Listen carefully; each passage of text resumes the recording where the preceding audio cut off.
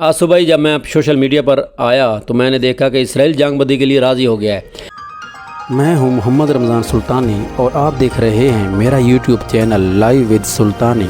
Cap watchings. السلام علیکم ناظرین، میں ہوں محمد رمضان سلطانی اور آپ دیکھ رہے ہیں میرا یوٹیوب چینل لائیو ود سلطانی۔ ناظرین، آج صبح ہی بہت خوشی کی خبریں ملی۔ آج صبح ہی جب میں سوشل میڈیا پر آیا تو میں نے دیکھا کہ اسرائیل جنگ بندی کے لیے راضی ہو گیا ہے۔ تو اسرائیل جنگ بندی کے لیے راضی کیوں ہوا ہے؟ یہ ایک لمبی داستان ہے۔ یہ وہ ایسے ہی نہیں ہوا، یہ کوئی معمولی بات نہیں۔ اس کو گھٹنے ٹیکنے پر کس بات نے مجبور کیا ہے، یہ اس کے پیچھے بہت سی باتیں ہیں جن کا اب ہم احاطہ کریں گے۔ پہلی بات یہ ہے کہ یہ اب جا کے اس کو کیسے یہ محسوس ہوا کہ جنگ جو ہے اب ہم جاری نہیں رکھ سکتے۔ اسرائیل کو اب یہ کیوں لگا کہ یہ جنگ اب ہم نے جاری رکھی تو ہمارا زیادہ نقصان ہے، ہم ہار جائیں گے۔ اس کے پیچھے بہت سی باتیں ہیں۔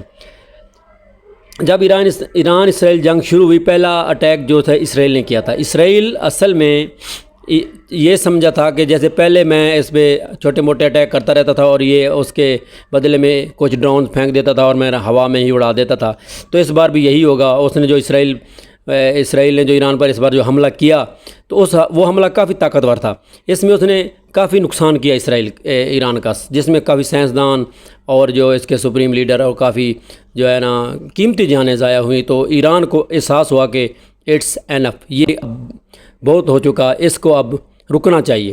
تو اسرائیل کے لیے ایران جو ہے اب سیسہ پلائی دیوار وہاں ثابت ہوا، اور اس نے میزائل پہ میزائل 21واں میزائل حملہ جو کل تک ہوا تھا، تقریباً 22-23 میزائل حملے ایران نے پے در پہ اسرائیل پہ کیے۔ تو اسرائیل کے تل ابیب شہر کو اور وہاں کے ان کے بجلی گھر نہ جانے کیا کیا ایران نے تباہ کیا۔ تو اسرائیل کو یہ تو سمجھ آ چکی تھی کہ اس وقت اب ایران نے جو ہے یہ پیچھے ہٹنے والا نہیں۔ انہوں نے بھی تاریخ پڑھی ہوئی تھی حسینیوں کی کہ یہ جو کربلا میں اس مہینے میں تو یہ ویسے بھی ان کی یاد میں ویسے بھی یہ زیادہ ہو جاتے ہیں، ایک قسم کے جانیں قربان کرنے کے لیے راضی ہو جاتے ہیں۔ تو انہوں نے یہ ایک غلط آئیڈیا جو ایران کے بارے میں لگایا ہوا تھا کہ ایران رک جائے گا، ایک دو حملے کے بعد وہ پیچھے ہٹ جائے گا، مگر یہ ان کا ایک رانگ ڈیسیژن تھا۔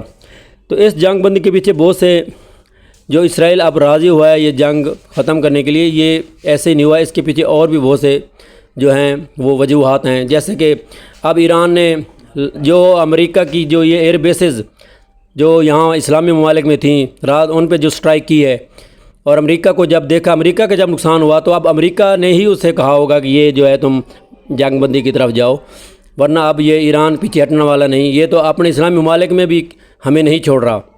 اور جو اس سے پہلے کچھ دن پہلے انہوں نے یہ فیصلہ کیا تھا کہ اپنا ہرمز جو ایک ایسی بندرگاہ ہے جہاں سے تقریباً 30% دنیا کی تجارت ہوتی ہے، وہ جس میں 20% تیل اور 30% گیس پوری دنیا کو ادھر ادھر، خاص کر یہ شمالی ممالک میں جو یہ گیس جاتی ہے، اس سے کافی نقصان ہونے والا تھا پوری دنیا کا جو اگر وہ بند کر دیتے۔ وہاں انہوں نے GPS جام کر کے بہت سے جہازوں کی رخ تبدیل کر دی، تقریباً 90-100 جہاز، بڑا بحری جہاز وہاں سے روز کو گزرتا ہے۔ تو ایسے معاملات میں جب انہوں نے دیکھا کہ یہ ایران ہمارے لیے بہت بڑا نقصان ثابت ہوگا، تو انہوں نے جنگ بندی ہی کر کے جنگ بندی کرنے میں ہی عافیت سمجھی، اس کے علاوہ ان کے پاس کوئی چارہ نہیں تھا۔